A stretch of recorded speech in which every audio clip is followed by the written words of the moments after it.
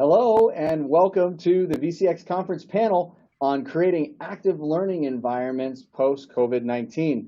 I am excited to have a really special panel with us today, including Rebecca Frazee from San Diego State University, also Associate Director at FlexSpace. We have Bob Smith, Director of Classroom Innovation at Stanford University. We have John Bannan, Associate Director of Media and Technology Support Services at the College of New Jersey. And Dr. James Frazee, Chief Academic Technology Officer and Associate Vice President at San Diego State University. And I'm Michael Lisi with Wolf Vision. So this is going to be an amazing discussion. Thank you all so much for joining in with us today.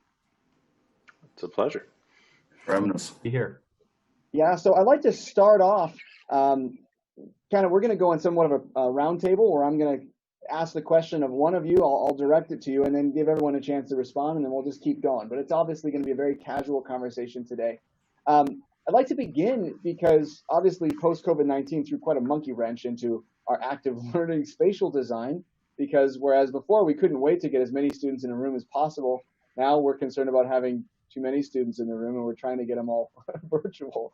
So I'd like to start off by asking Rebecca, what was the state of the state? Where were higher education institutions in their adoption of active learning technology prior to post-COVID-19? And then have you heard anything about what are they thinking right now for the fall?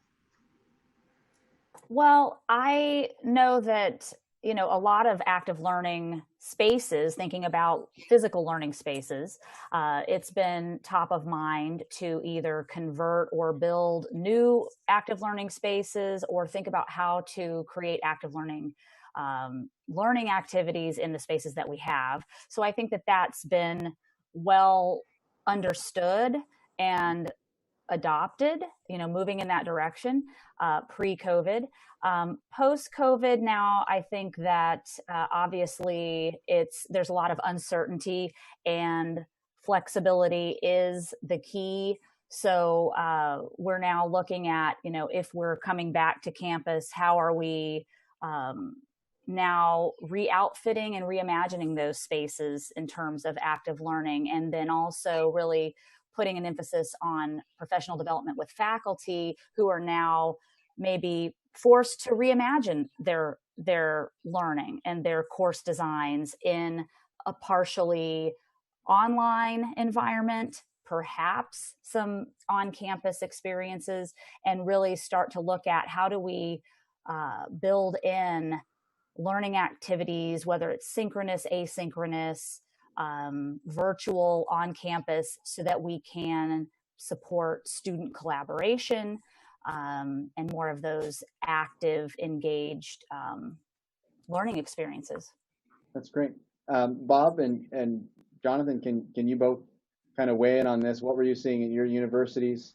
Where were you at prior to COVID-19 hitting? And what are your current thoughts on the build out of fresh active learning spaces for the fall? I'll start with Bob. How about? We were trying to scramble to keep up with faculty's demand to create active learning spaces, and we've got several on the drawing board right now. Though the drawing board is getting to the point where it goes to schematic drawings and then stops, pending whatever is going to be going on with when people will be back on campus. But it's been interesting watching over the last few years, both as a result of faculty watching other faculty teaching active learning classes and as a result of faculty being exposed to professional development around how do you do this? How do you get the benefit of these things? There's been a surprising level of enthusiasm coming to the fore. Now, we have to be careful saying active learning because our friends in the humanities will raise their hand and politely point out that seminars have always been active learning, right? If you were not active in a seminar, you didn't get a very good grade, right? So that's always been kind of a small group work situation. Language classes have always been active learning in some meaningful way, in that the teaching of language classes is extraordinary in that they're jumping, from activity to activity to keep people active for an entire hour and kind of spelling tired facilities and ramping up on new ones. So you're reading sometimes, speaking sometimes, conversing, watching media. The class is divided up that way to take advantage of the students' capabilities. That having been said, what we're thinking of as active learning now is hugely in demand at this stage. If only we could have the students together in one room, alas. Very poetic. You're like, there's a say law at the end of that. You're like, you're right, only, but that's fantastic. Jonathan.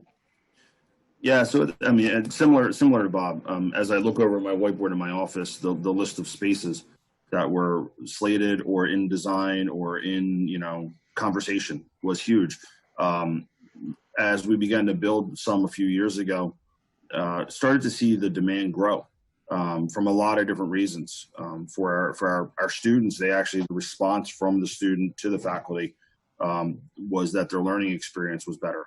They didn't feel bored, disconnected in a lot of ways. And so it was really kind of an interesting thing. And they began to move at a pace that it was almost a struggle to continue to either implement and or fund all in the same time frame. Now it's going to be interesting because how do we do it? And we're also the idea of building out all these other spaces to handle the high flex environment that we're now kind of living is going to be an interesting world for us to try and blend all of this and get the students, as Bob said, in the spaces or virtually in the spaces, either way. Well, I feel like Bob really kind of brought out a good key, though, that we probably need to just turn before we move forward. And it was about what really is active learning. I mean, is it that you present your laptop, or is it that you raise your hand and you contribute to the conversation? Is it that you're tasked with an activity? Let's weigh in on that just to define it, because I'd like to then look at how much are we been able to do active learning online this season because of the COVID-19 crisis. Were we still able to do active learning via Zoom? Was it insufficient in some ways? We're going to talk about that next. So let's start with defining active learning. Can we do that? And James, maybe I'll throw this one to you, please. Sure. I'll start with a non-definition. Active learning is not lecturing. Right? Yeah, so that's easier maybe to understand for some of the people in the audience, right? I mean, there's this kind of didactic one-way transmission of information that has been very conventional, I would say, in higher education for centuries, where you have the sage on the stage, they profess to the students who sit passively, and there is not really much, if any, opportunity for them to engage with one another, with the content, with the instructor very deeply. So I think that, there's been a lot of research. I would point to the Freeman meta-analysis that has been kind of the seminal work in this regard, that has demonstrated that when you compare traditional lecturing versus active learning, the effect sizes, and these are the terms you want to use when lobbying for more active learning environments on your campuses, because the people who are the senior executives are going to know the difference between a statistically significant finding and an effect size. So that, I don't want to get too into the. I'd love to know the difference. Would you be willing to briefly touch on the two? Because I don't know, I've never heard either term. That tells you I'm not in your role. I would have to start lecturing, and I'm not ready to do that right now. Let's just say there are standard deviations, of how much of an impact this makes, right? And it has been demonstrated through hundreds of studies, especially in STEM disciplines, right? Science, technology, engineering, and math, that the conditions where students were given opportunities to engage more deeply with one another, with the content, outperform the students in a more conventional lecturing type of situation. So those are the kinds of studies that I've pointed to with our chief financial officer and provost and the other people who cut the checks for this stuff, and have been able to increase the investment in these types of environments here at San Diego State. In fact, we were in the midst of building what would be our largest capacity active learning environment at San Diego State pre-COVID. Thankfully, we're continuing with that project over this summer, although that was very much up in the air given the California budget situation and a dramatic decrease in funding from the state and budget uncertainty around where we're at going forward in terms of resources. Nevertheless, we have pivoted away from a number of other big renovation projects that we had planned for this summer, and rather we're now converting 80 general assignment classrooms, which is really, we're a large university, so that's a fraction of our general assignment centrally scheduled classrooms, but 80 of them are going to be outfitted for capture and streaming. These are rooms that were already technology rich, I would say. They all of our classrooms have a ceiling mounted document camera, courtesy of Wolf Vision. Had to say that just to give a shout out to Wolf Vision. I appreciate that, thank you. All of our rooms have a Mac and a PC built in, so the instructor can use their native operating system and focus on their content and not what button to push, and a lot of other affordances, but not all of our rooms had this ability for capture and streaming live online. We're doing that to be prepared for courses that might start on campus, courses that might start off campus, courses that might transition mid-semester. So we're trying to build environments that are as flexible as possible for this kind of multimodal, or what the term of art now is high flex, where students can come to campus, they can participate live online, they can participate asynchronously. So trying to build out environments that facilitate those different options. And all with an eye on promoting active learning, of course. Okay, so I really appreciate your input there, and it sounds like, so statistically significant that when students are engaging with one another in some specific type of way or some kind of collaborative way, rather than just receiving information, they do better on tests. So can we throw out some ideas for the audience's sake of what does that look like, and how have some of those elements been incorporated into online learning over this last semester? Whoever wants to take it first. Well, one of the ways that we see it is in physics classes, kind of upper division physics classes, where the faculty will bring in worksheets for the students and then toggle back and forth between saying, okay, here's an orienting piece of information that you need.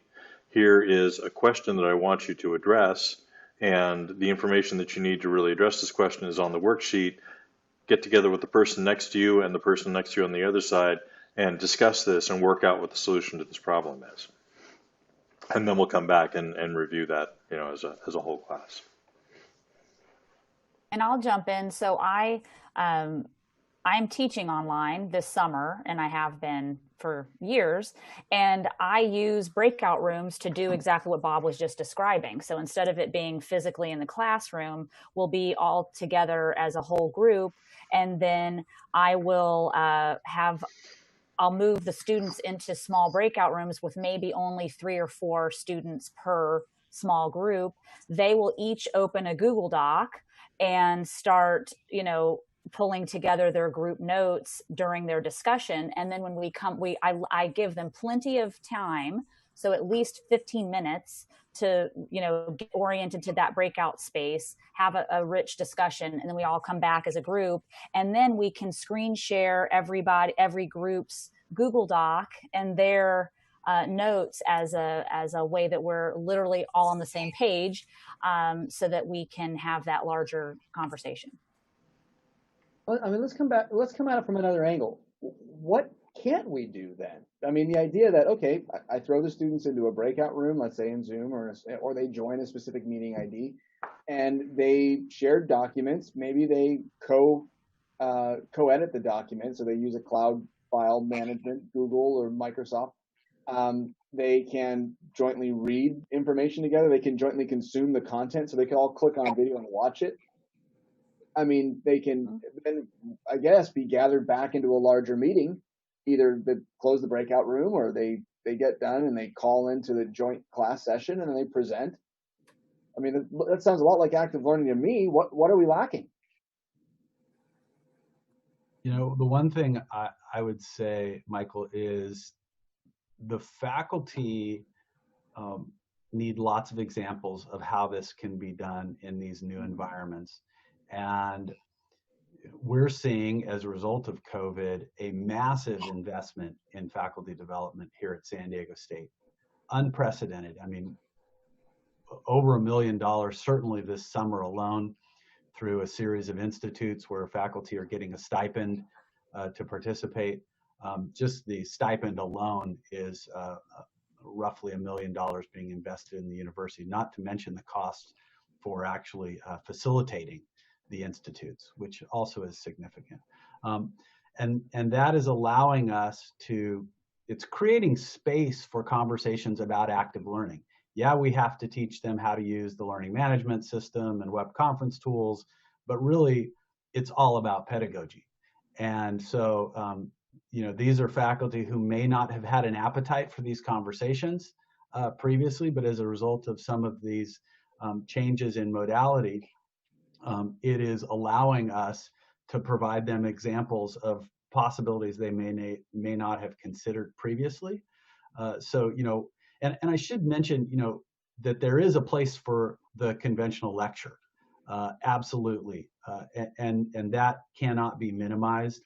There are strategies for chunking that content and making that available for consumption prior to getting students together, or as a way to just frame something at the outset of an interaction live. So I just want to make sure that I'm, you know, not upsetting any of my faculty colleagues who would say that, you know, that is an important part of their approach, because of course they have to share the content with the students, given their subject matter expertise. Yeah. But there's a lot of ways that that can be done.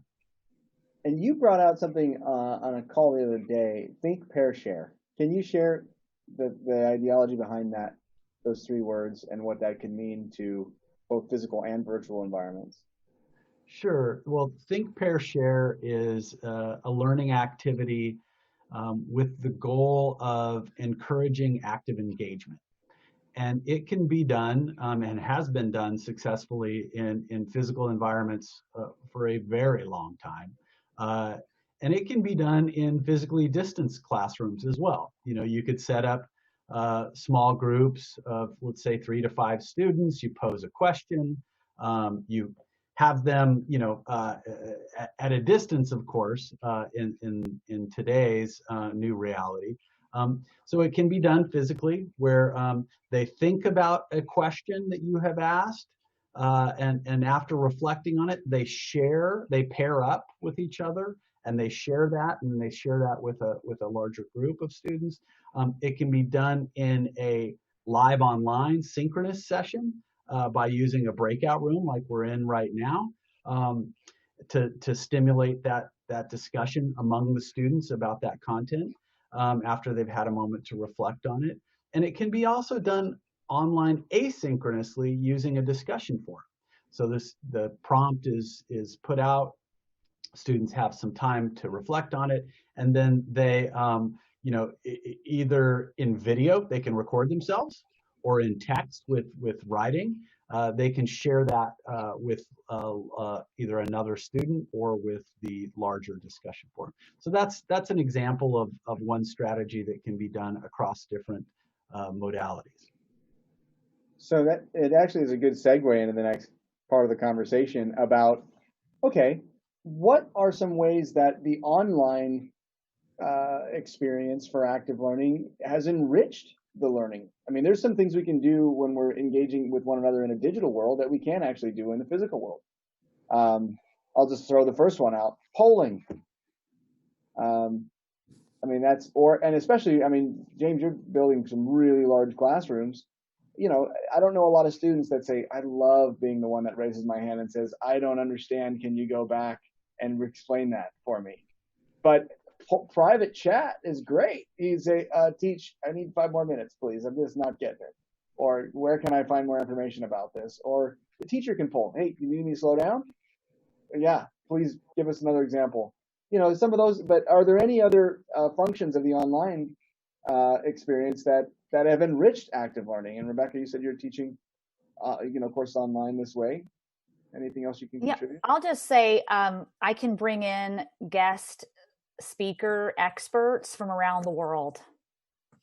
And so I'm exposing my students to a lot of different perspectives that they would not get if we did not have the virtual experience. And in fact, I just got an email today from our global student, an association on campus that was letting faculty know, hey, we'll help you pair up with some global international students to come in as, guests in your classes this fall. So that's a really exciting aspect of it. In an earlier session today, Josh Drago was mentioning that he's seeing some lectures, because again, just talking to a camera for distance learning, it was a distance learning conversation, gets tiresome. Just disseminating or just receiving a stream for 60 minutes. He said he's starting to see or heard about faculty being, working with the TA, where the TA is like kind of moderating questions from the students and asking them with the professor, and then the professor's like responding to the TA.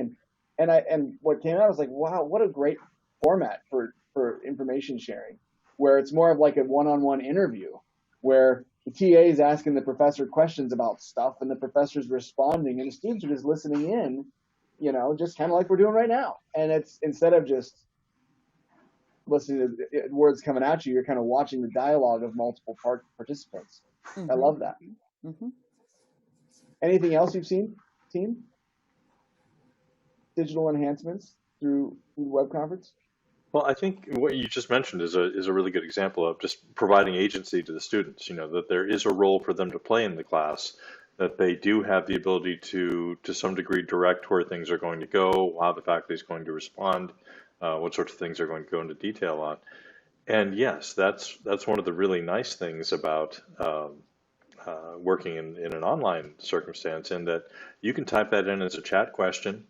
You don't have to draw the attention of 250 kids to you because you raised your hand. Right. And there are all those thresholds that are really tough to get across, whether it's reaching forward and grabbing a microphone and deciding, what do you want to ask this question, or do you want to be the person to raise your hand and ask the question.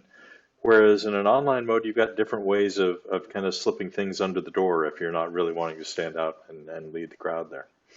I was just on a large web gathering this last week, and they had language interpretation built in to the Zoom call. And I don't know if you've seen this, but there's an interpretation function in Zoom where you can have multiple channels of audio.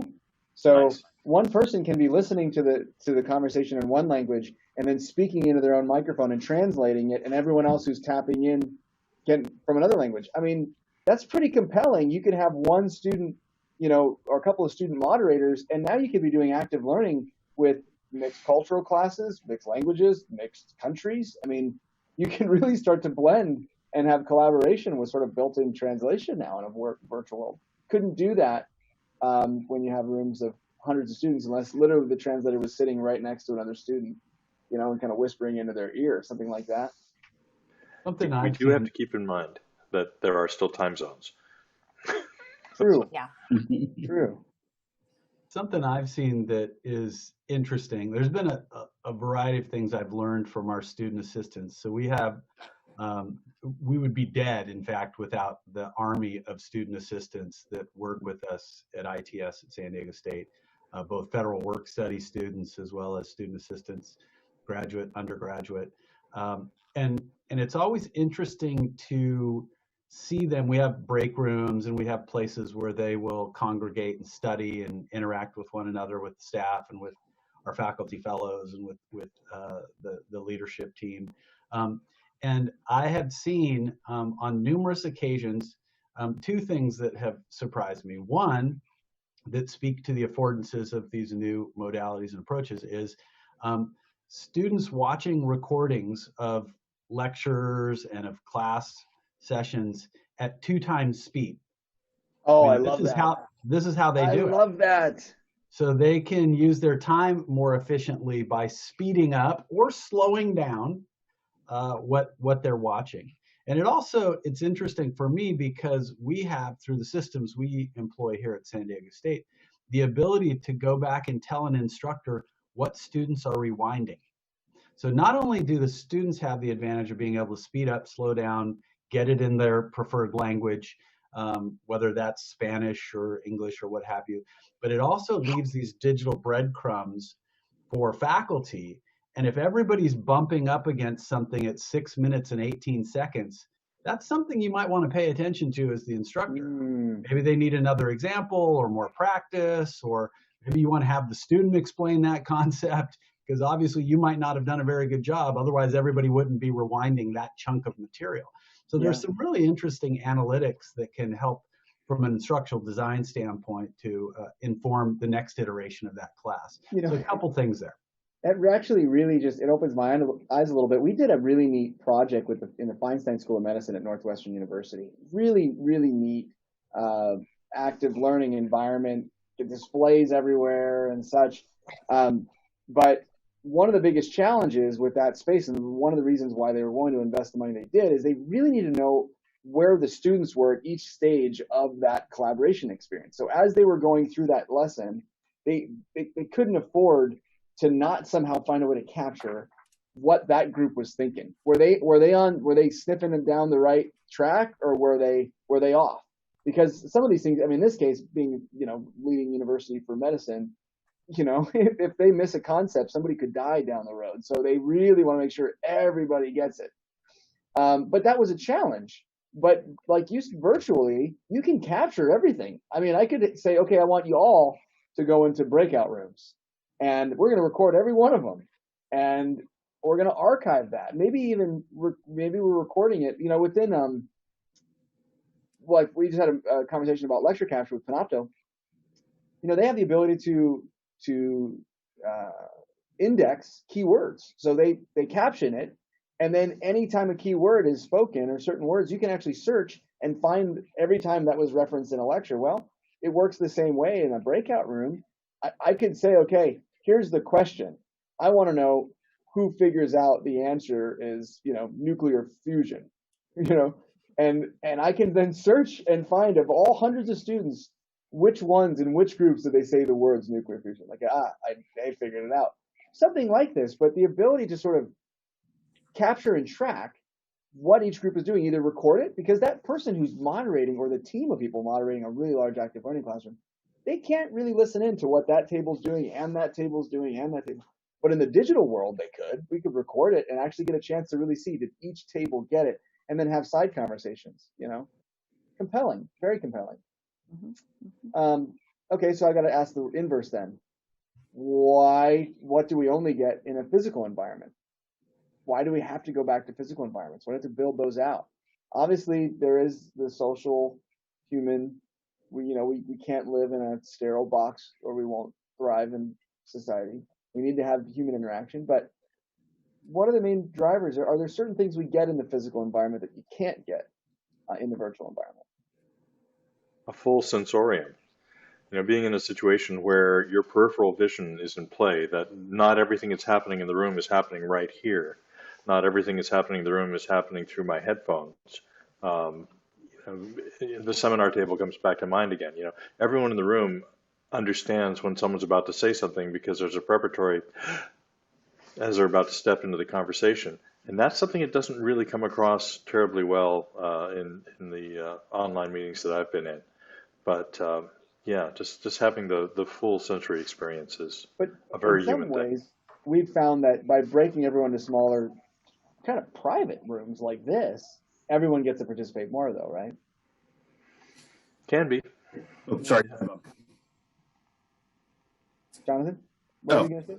No, so I was just going to say, though, the one thing we've heard is that, there may be a conversation that's 6 chairs down in the seminar room that all of a sudden I didn't think about, and now all of a sudden the conversation that's happening in front of me with my group of 3 or 4 hands, because what just happened. We can't eavesdrop on other Zoom calls. Is that what you're saying? Yeah, pretty much.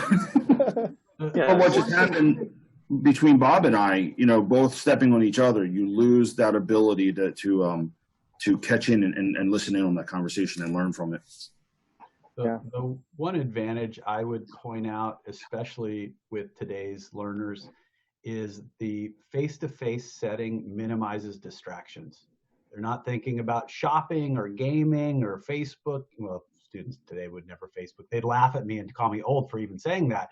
Insta, Snapgram, TikTok whatever. now. TikTok, come on. TikTok Yeah, now. get with the program. Crazy. I don't know what it is, but being in the classroom can minimize those distractions. And that is something, I mean, it also allows faculty to pick up on a puzzled look that they might have missed in a Zoom chat, or a raised hand that they might have glanced over in an online setting without the benefit of having a TA to moderate, which most of our public universities, speaking for San Diego State, we just can't afford to put a TA in every class. And it's not going to be a possibility for many of our faculty. So then they revert to the tried and true, I'm just going to lecture because that's manageable with higher and higher enrollments. So anyway, that would be my quick answer to that. Well, I have to touch on this one point because I've heard it 2 or 3 times today, and it's mind-boggling to me. People say, you know, going into that massive crowd of people where all of your classmates, and there's the sports, and somebody's got strong-smelling perfume, and this guy's literally snoring at the table next to me. That's less distracting than just sitting in your private home in front of your computer. But I have ADD, so for me, being in an environment with all that stuff, it's like good luck trying to pay attention. I used to go home and go to the library and put the blinders on and just study. But it's true, I guess, you know, you're getting, you know, notifications on your cell phone and the screen pop and the YouTube thing and the Facebook chat. And so it's fascinating to me to hear that if you really want to be able to concentrate and not be distracted, go into a massive crowd of people. But it sounds like that's the case now. Like our technology has gotten so chatty that we can't put it down long enough to concentrate on anything. Is that what I'm hearing the consensus is now? Yeah, I think so. I know for me, all right. Well, I would say. Oh, this is a good example. Look at that. Yeah. Digital tech Go ahead, issues, Jonathan. latency. Go ahead, Jonathan. So all right. So Michael, you mentioned ADD, right? Grew up. I'm that kid, right? I sat in the back of the room, stared out the window. The fact that I work in higher ed is even funny to begin with, but yet. Yeah. For the years that I've been here, I've always worked in an office. So I can come in, I know what's structured, I know what's around me. Now I'm working from home. Well, you know, okay, I got 20 minutes, I'm going to go walk on the back deck. And now all of a sudden I forgot what I'm doing, right? Whereas if I'm going into a classroom, I'm kind of forced to be structured in that model. Yeah. Talking to my neighbors who are both high school teachers, right? How many of their students never even get out of bed? And so how aware are they for actually learning? You know, they open their laptop, they're sitting there. You probably see about this kind of like, you know, Tim the Toolman, Mr. Wilson thing. You see that much of them? Not even. It's all black screen. All you see is their name in white letters. That's it. Yeah. And so you do lose that that relationship with them a lot. But I've heard the inverse, though. I've heard a lot of students say that they feel closer to their teacher now. They're now only 18 inches away from their teacher's face. They get to see the background of their teacher's virtual family room. And they feel like they've begun to establish a little bit of a connection because they used to be at the back of the auditorium. So now, you know, they can even actually see facial expressions when the professors speak. Well, I want to jump in. There's a couple things. One, I teach classes that are online, but we have weekly synchronous sessions. And then I teach a class that's completely asynchronous. And so students have a hard time because I still have them do student projects, group projects, I should say. I'm sorry. So they are required to meet and talk about those group projects, or I have them do a lab assignment that's kind of like a homework assignment, but I have them do it with a lab partner, so to speak. And so I have some of the students thrive in that environment. Others tell me that it's hard to get all of the other students to commit to meet at a certain time to discuss the project. If you have a dedicated, we have to meet on Monday at 9 a.m., you know, that's one aspect that brings the concentration to we're discussing this topic at 9 a.m. on Mondays. So whether that's online or on campus, you know, that's a challenge of a fully asynchronous class that has no requirement, you know, of any meeting time. Well, and we had to use a scheduling tool to get everyone together for the VCX and all the panels. But it's fascinating how people will just rely on, oh, I can't make it. I'll just record it. I'll watch it later. But to the point of, well, we're talking about active learning. I need you here. Otherwise, I don't have your input. It's good that you heard what our input was, but we missed what your input was because you chose not to join or you couldn't, and you just asked us to record. So I see that. I get it. Yeah, and one of the things with pre-recorded videos is it's been easy to coach faculty on how to record content. That, they're good at delivering content, they can press record. Getting them to chunk their material, that's a little more challenging. But what is exceedingly difficult, I think, is having them build in opportunities for students to ask questions and engage in that material more deeply. And that requires, there are a variety of strategies for doing that. We talked about think, pair, share. There's gobs of those. But that's one of the concerns, in terms of the hit on active learning, is that when you pre-record your content, you need to also scaffold in opportunities for students to be able to ask questions and engage in a discussion about that content. And that takes a little bit more work. Yeah. Well, we're coming down. We only got a little bit less than 10 minutes left. Let's bring out one more big question to discuss. And this one is, okay, so we start going back to school. We come back to physical classes. Maybe we have students virtually. And then we're going to put our faculty in these spaces and we're going to have them teach. We were trying to get them to teach active learning to just in-room students. Now they're going to be teaching to partially in-room and maybe remote and multimodal. So maybe some of it seems like I can understand why you're investing $1 million in faculty development, James, because you have to be a superstar to be able to juggle this new way of learning. It's not about disseminating truth. It's doing it in 7 different ways from Sunday at different times of the day and different platforms with different people, and then measuring it through all these different mechanisms. And you got a chat message and a poll that you forgot to submit, and it's all being delivered online. And your student, you've never seen their face before because all you see is their name. How is a faculty member expected to thrive in this new world? Or let's look at it this way: what can we do to help them thrive in this new world? Build community. I think give faculty an opportunity to interact with one another, share their horror stories and best practices and things that they've found to be effective. Strategies for helping students learn from one another. One of the things that we do in these institutes is encourage faculty to create a course cafe, which is a discussion forum where faculty respond to questions from students, the types of questions that they would get via email typically. And what you find is that students will answer one another's questions. More often than not, they would answer the same exact way the faculty would, which is on the syllabus on page 2, it says very clearly the answer to that question is X.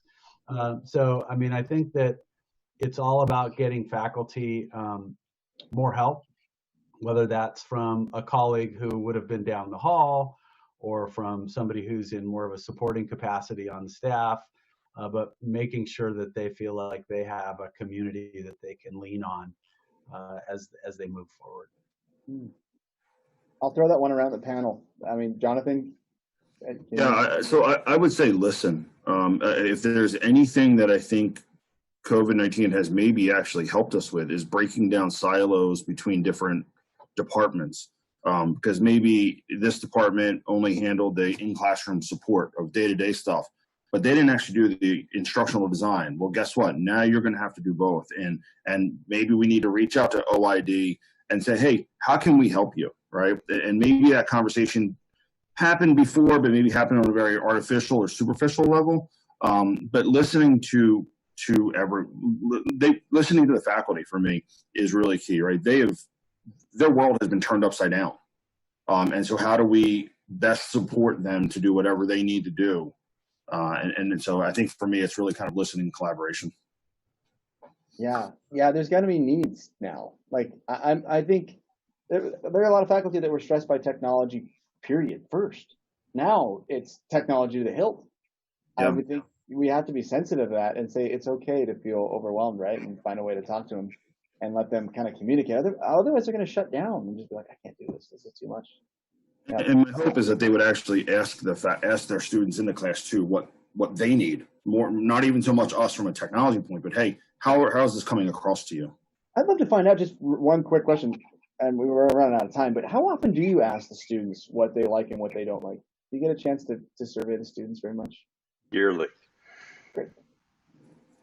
Yeah, the EDUCAUSE Center for Applied Research, called ECAR, has a student survey that many of our campuses utilize as kind of a benchmarking tool to see kind of where we are relative to other universities and our maturation or how mature we are in terms of supporting our students as they evolve and their needs change. And there's a person who's up in the Bay Area near Bob, Phil Hill, who has a podcast, and he's a really interesting guy. Mind Wires, I think, is what he calls some of the work. Put out an example of some different student surveys. I saw a tweet on this earlier this week to get at student reactions to COVID, and then using that data to inform some of our planning and strategizing looking forward. So I think, we need to be asking that whenever we feel tired of asking them for their input, we know we're just getting started, right? That's right. Yeah, right. We only have a couple more moments, so let's closing thoughts. I'd like to give Bob and Rebecca a chance to answer that last question about how do we help faculty. If you have something else to add, or if there's anything else you want to add before we wrap up, please do so. Well, I guess I can touch on two things at once here. I agree with what James was saying as far as community building, and to your earlier question, what can't we do online?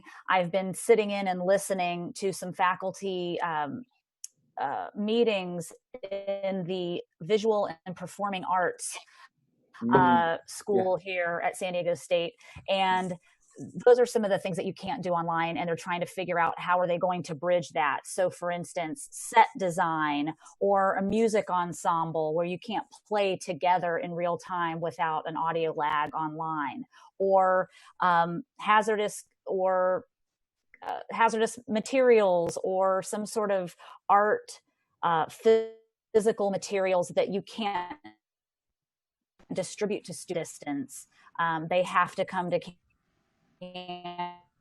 campus and use those materials. Now restructure the class time and the spaces themselves, and maybe you have that mix of some they're doing online off campus, and sometimes they have to come in and be physically in a space. So that's an area that we're all struggling with to figure out. Yeah, we need to get this latency out of the video. Once the latency is gone, we'll be fine. Mm-hmm. Bob, anything you can share? I agree with James and Rebecca and what Jonathan said as well. I think listening is critical. I think community is critical. I think one of the things that's nice about dealing with online classes is that they can be recorded and they can be shared among teachers. How did you handle this? How do you teach your class? How do you actually make the wheels turn on this thing? And within that community, without it being an evaluative or performative thing, it can be an opportunity for faculty to do really incredibly valuable professional development between themselves, with just each other going around. I think my number one takeaway from the conversation, which I think is really great, is this has opened up the willingness to have the conversations about so many things, whether it's active learning or online learning or engaging students with social media, or how are they consuming content, or how would they like your content to be improved, or how do they want to provide feedback, or how should we get feedback?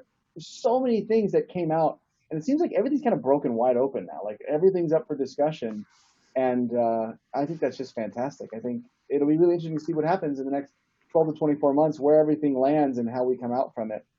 Well, we're out of time for now. I really want to thank you so much. I think this conversation has been fantastic. We really came at this from so many different angles, and I think our audience is really going to appreciate it. Thank you so much for joining. Thank you. Thanks, Michael.